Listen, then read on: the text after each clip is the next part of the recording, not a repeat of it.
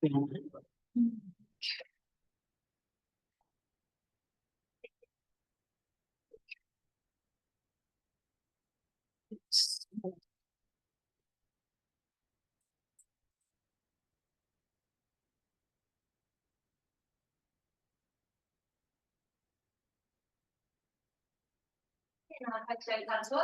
my able to do it. Welcome everybody and welcome back to this meeting here in Portugal. It's fantastic to have this back into Mayoral Forum on for the first time this year, second time. But it's also wonderful that we're joined today by a number of deputy mayors and deputy chairs and also councillors. And I do acknowledge that we have a number of councillors from both Tauranga and who are in the audience observing today. Just a reminder that this meeting is being recorded.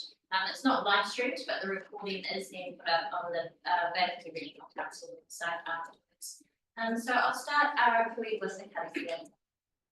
Tūtaua mai runa, tūtaua mai raro, tūtaua mai roto, tūtaua mai wago. Ka tau ai te mauri tū, te mauri ora, ki te katoa, haumie, huie, tā iwi. Thank you very much. So we'll start with any apologies. We do have apologies received from Mayor Drysdale, Chair Leader, Mayor Wildlands, CE McTavish, CE Brickville, CE Hollyoak, and CE Garden. Are there any further apologies? Yes, and CE Morgan as well. Can I please have a mover and a seconder for both apologies? That's moved by the Mayor, seconded by Deputy Schooler. All those in favour to accept the apologies, please say aye. Aye. Any against? That's carried. And I do also want to welcome Deputy Chair Needs, also Deputy Mayor Schooler, and we have also GM Nick and also GM joining us from the Regional Council too. So thank you very much for ensuring that we still have representation from everyone today. So I just ask if there are any late items that need to be added to the agenda. There appear to be none. And so we'll go straight to our minutes. So these are the Vatican Forum minutes of 12th of December on page 6. I'll just ask if there are any amendments or matters arising from these minutes.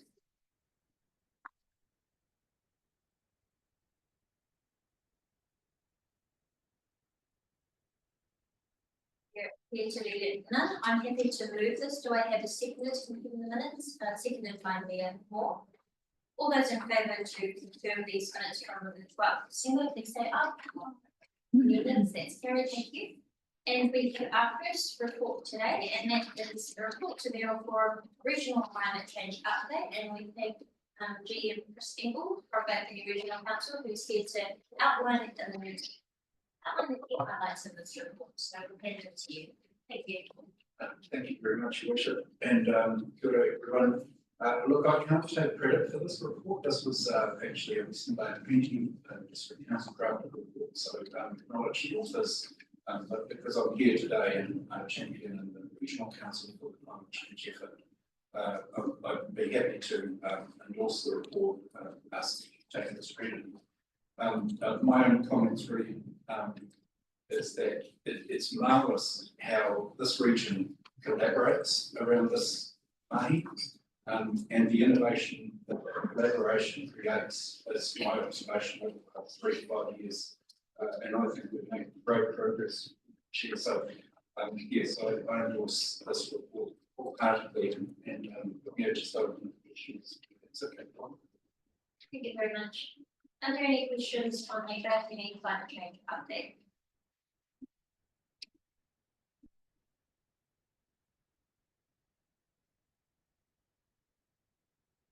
Okay, thank you. Thank you for the board. It's good to see you all working together. But my comment would be that question would be what's happened to the climate change adaptation bill, and without leadership from central government on this, our actions are skillless. So are you able to clarify what's happening in this bill?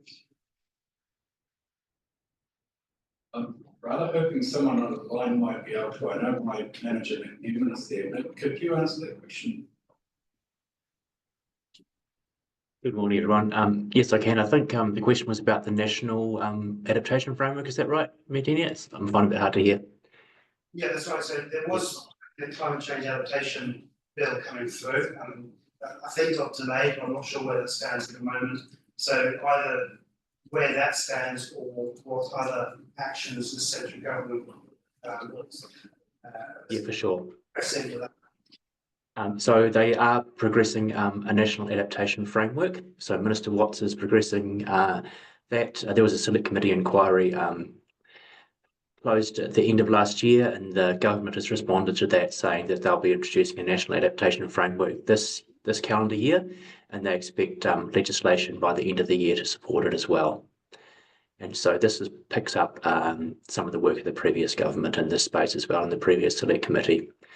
Some of the key things that will come out of that framework that we're expecting are clear roles and responsibilities for local government in this space, how adaptation, in particular any retreat, will be funded, making sure that we don't incentivise people to take risks and expecting bailouts, and what will happen, setting up a framework around that, and also about providing good information that's standard across the country. So those are the kind of things we're expecting from the framework. And there's been, as I said, the select committee inquiry, plus there's been an advisory group feeding in, made up of local government, but also like the banking and insurance sectors. So a big focus is on making sure that this is affordable for the country going forward. And we're pulling all the right levers, including those economic financial ones. Okay, thank you. Thank you, Mayor Luca. Oh, just a comment. The science on this is evolving pretty quick, and it looks like global warming is accelerating from what I'm reading. So I guess we better adapt faster. And so I'm just wondering, I know that we're only looking at adaptation, we're not worried about mitigation, which we kind of ruled out. But I mean, how flexible are we? How fast moving are we?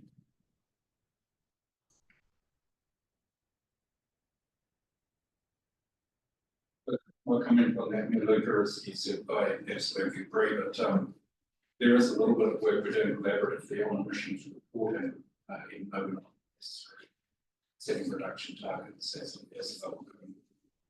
and probably awaiting some direction from government on those types of topics. Just I have a question as well. It does appear that we are, and for some time have been waiting to see what this new government prioritise and will push regarding climate change. I do acknowledge that Minister Simon Watts is very interested in this space, and I know that he has been in our region a number of times now, making visits to organisations, to schools, and to us regarding climate change. But I just wonder if the working group, the regional adaptation working group, would consider the need to, and they may not be, but would they consider the need to write to the minister directly just to seek, well, I suppose not only seek further clarity, but also just to encourage further action. Just wonder if that's something that on the table for consideration. And we'll just have that as feedback. Deputy Chair, thanks. Yes, firstly, I would support any message to government that we need clarity sooner rather than later. I think would be helpful.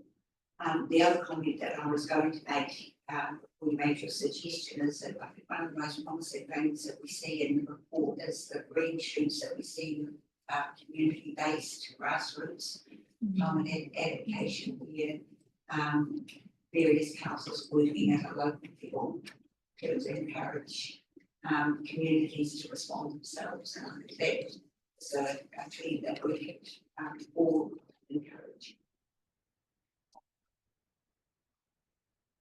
Thank you very much. And So perhaps we'll just note that as an action point suggested, in the climate change adaptation working group, contact the minister as well, and whether or not you want to seek further clarity, but I'm just mindful that on one hand, they're still focused on climate change, but on the other hand, they're removing the well-beings, and while I do agree that there are social well-beings that are very difficult for councils to manage, there are certainly environmental and which are strongly linked to cultural well-beings as well. So I think that would be prudent of us to make sure that they are aware that we're still focused on this area. Let's check if there's any further questions or comments. Me, Luca. Well, maybe I didn't read it thoroughly enough, but I did a search for the word education and I didn't see much, but education is kind of critical in all of this. I mean, I go around my district and they say, "I don't talk about climate change." Nobody wants to hear. And in terms of what's happening, I'd encourage people to read the paper entitled "Global Warming is Accelerating: Are the United Nations and the Public Well Informed?" written by James Hansen, who presented in the 80s in front of the US Senate. And the subject is quite a famous climate scientist. I think we've got a lot of work to do in the education space if we want to bring about real change. Because things aren't looking too rosy. Thank you. And I just got to have one final question.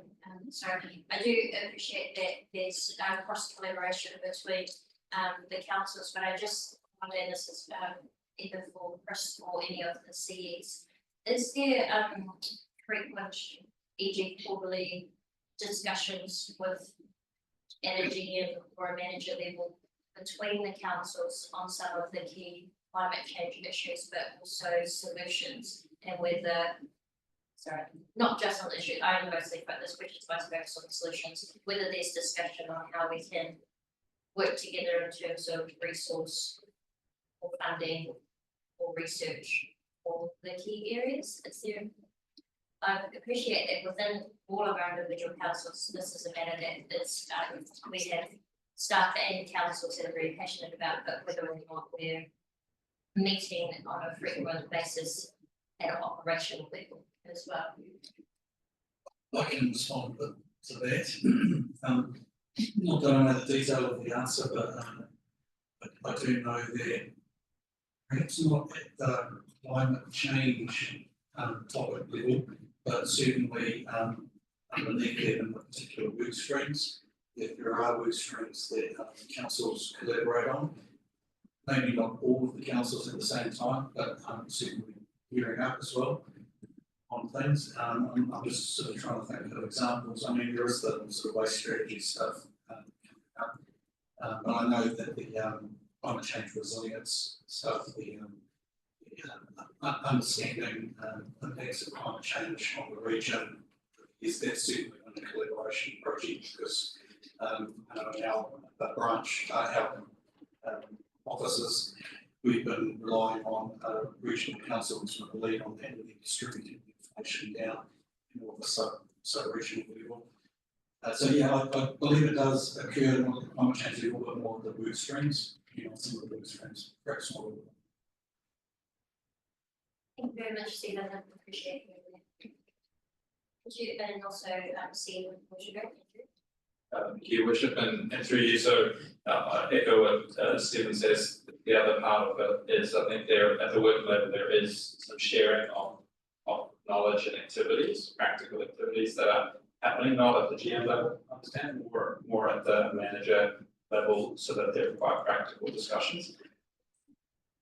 The largest part of our interaction in terms of climate change is with regional council to understand adaptation measures for planning of infrastructure and future development, housing, etc. for our communities, and those discussions are often robust and have a range of views that balance both the community's present and future needs along with the adjacent environment. So that's the usual TA and regional council discussions.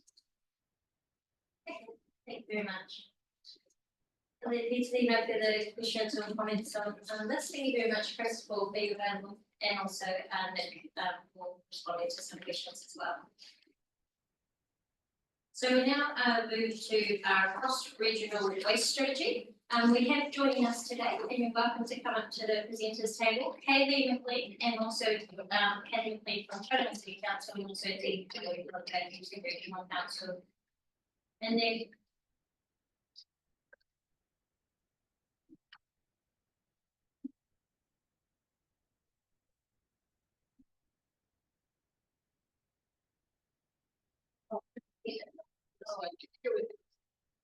sorry, I need a mover and a seconder to receive the previous report to Mayoral for a regional climate change update. Thank you. Moved by me, and seconded by Deputy Chairperson Lees. All those in favour to receive that report, please say aye. Any against, it's carried. Thank you. Okay, so we'll go back to the cross-regional waste strategy. I'll ask for a mover and a seconder to receive this report and then hand over to you guys to present. I'm happy to move that. May I have a seconder? Just to receive the cross-regional waste strategy report. Thank you. It's seconded by Mayor Truman. All those in favour, please say aye. Any against? That's carried. So we'll hand over to Kaylee and Dean to outline this report and also answer your questions. Thank you. Thank you, Worship. Good morning. Yes. Cheers, yes. Scenes, cheers. So I'm Dean from the Regional Council. Again, the City Council. Together, sorry, not like a contributors for the City Council, which is Dan Smith, and still. So the report in terms of read, sort of about 30 minutes. I'd say thank you to the councils that you have signed partnership agreements with cross regional waste strategy so far. So it's great to get us support. Today, the report well represented the decades that have signed up for that support project. Still ongoing contact with the remaining councils as they're involved. Whether that's with a partnership agreement as well. So those conversations they work at the regional councils particularly. The regional council support. And the involvement of councils has a couple of funding contributions. But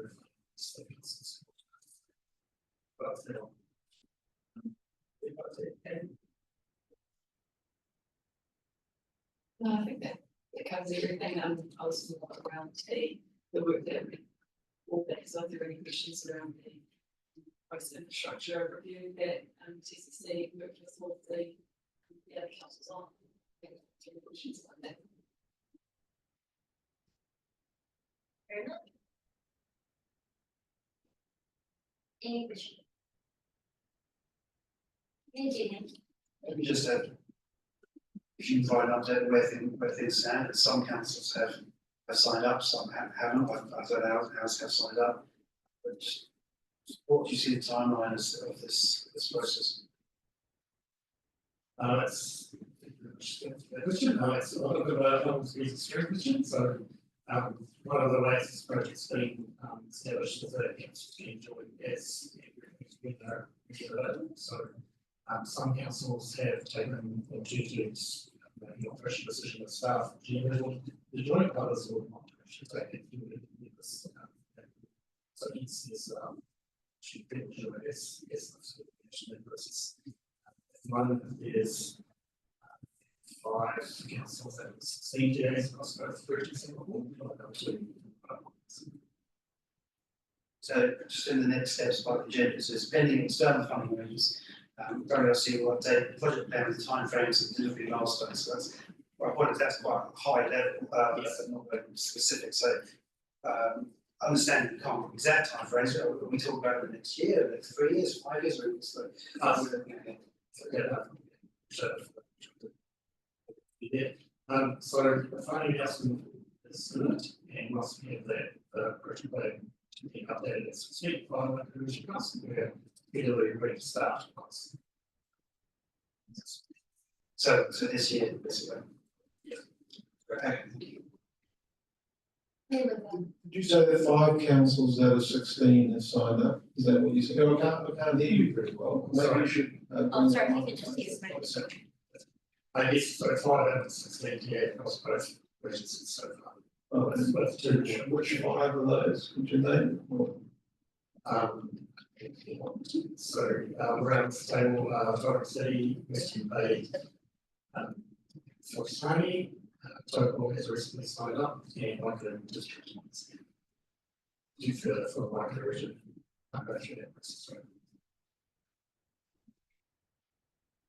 We have been in touch with the other council representatives to, this is the way we go for that process. So, it could be as part of the destroying up, or they need to go through that.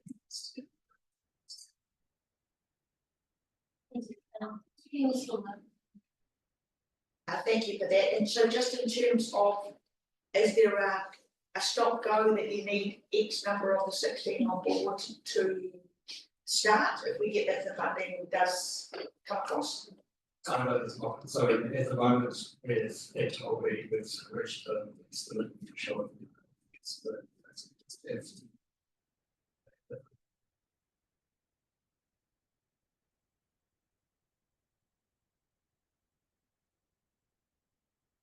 Is there any further questions? Me too. Thank you through the chair, thank you for the report. Really my question is, I was for myself the deputy mayor at the time in June 2022 when this was first raised. At the time it was the commissioners and Chair Tolley who raised this in the Mayoral Forum. At the time, it was a Timanga development that was being laid out by PCC.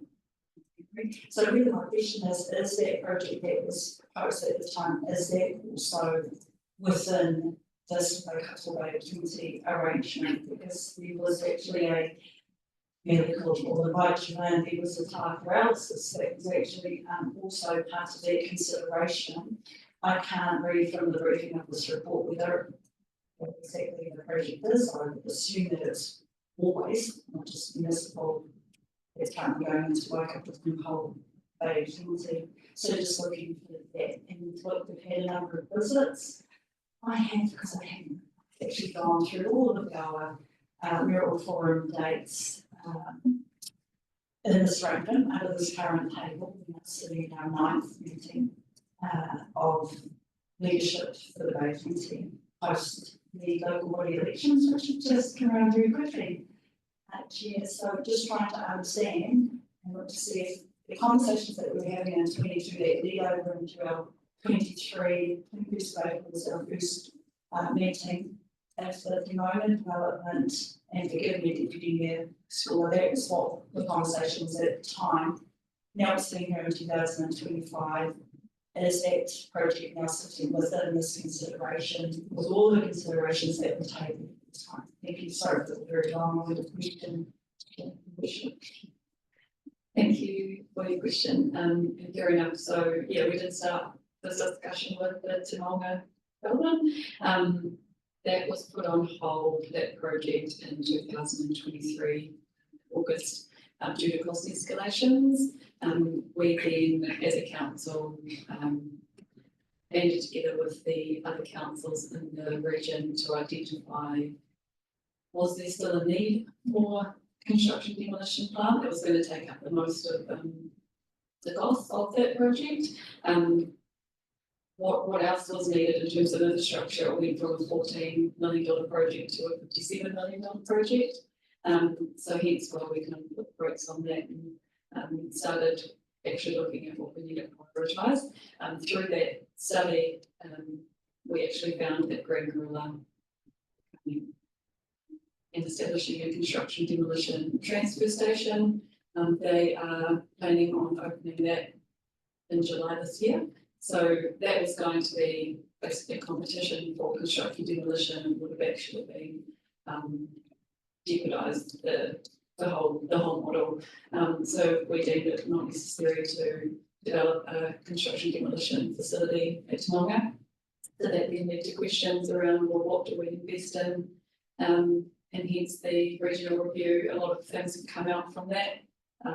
organics processing facility, material recycling facility, where all of our bridges recycling goes, that's at end of life at the moment in Tauranga. So that's part of the business case that Tauranga City Council is now undertaking to identify what are we actually invest in, how do we fund a lot of this, it's at end of life. Tomorrow, the discussions on that are part of that, and whether that is the best place for a like a resource recovery park or resource recovery centres, how they're all connected throughout the city, the sub-region, and then the region is the idea. And that's where we come into the cross-region strategy where, you know, TCC, we're doing our part more as a sub-region with the Western Bay as well. But how would that then also connect with the wider region? Thank you, if I may share. It makes all the sense in the world. We've just had a 2-year catch up very quickly in one session. That's what I can understand and perfectly reasonable. 4 times the cost of escalation, it's just that it's taken 2 years to receive that. We've not had progressive updates. At Mayoral Forum at the time, we're actually, well, as a member of this committee, we're still under the understanding it's just new to the predicate and trying to understand where it shifted from what was supported by the Forum as a TCC project to a wider, wider region. Thank you, I've seen some stuff very quickly over the last few years. Whether it's nice. Thank you, Andrew, and thank you, Kelly, for that response. Well, I'm still a bit confused about what this forum actually does, because we, well, I was just looking at the triennial agreement again, but I don't have time to go through it, but, and I've reminded this committee many times actually that we did have an undertaking. The action for staff to follow up was additional material prepared by Mayor Luca regarding this initiative to be circulated after the meeting. That was done. The business case for Te Moanga transfer station redevelopment was scheduled to be presented to TCC in February 2024. That got delayed, but now it's there, right? There's a business case being developed. And it was supported by this forum pursuing the entire pyrolysis initiative, which is resource recovery and circular economy, which you mentioned in your report. And it says that the part of the regional waste management strategy currently underway, and that this be relayed to the relevant TCC staff. So what we were after was a proper business case to be developed, which was to piggyback on the back of what you already did. So is that goer or not a goer? Are we doing it? It had support in this forum. I came here, presented to the forum, wrote a committee review, asked for an expression of interest, got it. And then there was this action that was supposed to happen, which I will remind the forum about several times. So, yes or no? Because I didn't quite understand whether it was yes or no that you were saying. I'm not sure of that answer. I'm not sure if that leads into the review that TCC was doing as part of one of it. That's what I was through. But I think moving forward with this cross-regional strategy, it's really prepared. So we really understand what materials always are being a part of the wider infrastructure plan. So we get your work. So Maybe I can give you a recap of some time so that you understand what actually was table, given that 2 years has gone by since we started talking about this. And in many respects, it's really quite an ideal project. Since it checks all the green boxes, gets to emissions mitigation and resource recovery of valuable materials. So there is a sort of business case that has to be developed. That only then, once you get to this case, you really know it could be a business. And I did share my meeting with you with Mayor Drysdale as well. Probably first elected. Can I just clarify, so and this is in terms of the entire process, including a business case in terms of the feasibility of a regional facility, okay. So maybe you could get back to me with an actual answer in writing. to the forum. Thank you. Thank you, Mayor Liver, and I do appreciate that you put quite a bit of time and effort into that.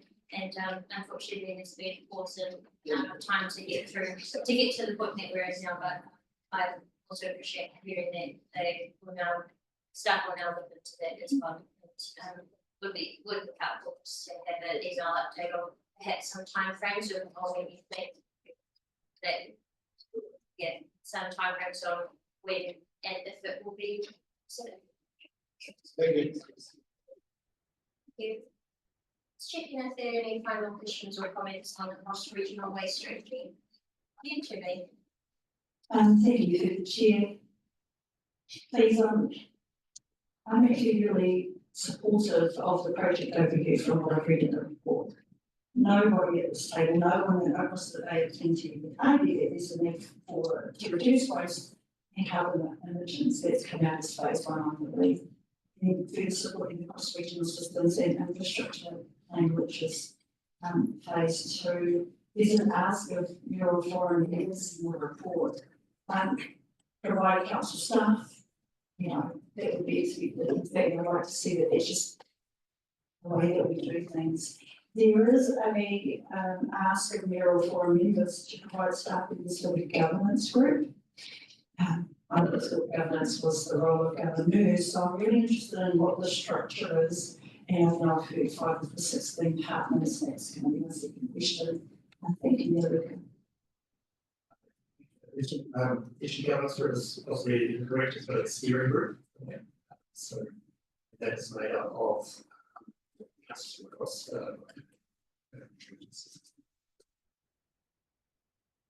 Thank you for that clarity. We just need to be clear on what the function and role is in terms of that, but the steering group makes all the sense in the world. I will return to the funding ask in the report, please, Chair. That's all. There is if I can acknowledge, please, the Community Regional Council have allocated $50,000 from what I can see from long-term planning discussions. There is an ask of Plenty territorial authorities to contribute the remaining $150,000 for a $200,000 project. Just wondering who and how that will be allocated, or what that ask looks like. Thank you. Thank you. So that was from a previous with the cross-regional strategy and funding arrangements that are in place here. That asks a little bit. So there's no ask of funding from TS. Because thank you for that amendment. I was just looking for clarity. That is what I read in the report. If that could be updated to reflect that. Very much. Appreciate that. Any further questions? I did just have one question about the implications for Maui, and you did mention in here that the project will build on the knowledge and relationship with iwi that WRC, is that Waikato Regional Council, has developed. I appreciate that most of it seems mostly in the Waikato area, but I did want to check because we have in the Bay seen really proactive climate change adaptation strategies from our local iwi, and I think of number 2 is one, and that one from Ngāti was actually given the national award as an example. So as well as engaging with the iwi on the plan, does that also include some of like a review or aligning to the many current existing plans that are iwi in the Bay of Plenty area may have? Thank you, Richard. Yes, this is just as part of the management plan that's one of the regional council staff members has been reviewing all the other management plans that are in place. And so see where the priorities. So those that have as a high priority would actually fully resolve this, it's not a major priority of planning boards. So Thank you, Mayor. So that was actually with regards to the implications for Māori with the circularising organics project of Waikato with all due respect for those who are very close to those relationships with Māori, the way in which Whānui iwi will engage may be vastly different. And I'm sure that the Te Amorangi team of the Regional Council will be more than familiar. Our relationship with iwi and with Māori who live in our 63% Māori community is very important to us. We welcome the ability to work alongside our Te Amorangi team, our ability to do our work and just be in our community, relies hugely not only on the plans that have been prepared, but actually on the relationships and the way that we live and work together every day. We'd like to see that we're able to lead and nurture that space. That's been worked on quite hard across our whole council team. So we welcome that from the Te Amorangi team.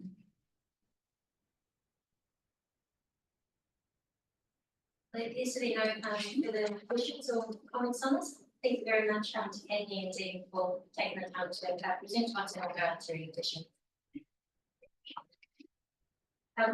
So now we will move into the public excluded section. Now, please have a move and a seconder to exclude the public. That's moved by Mayor Truitt, seconded by myself. And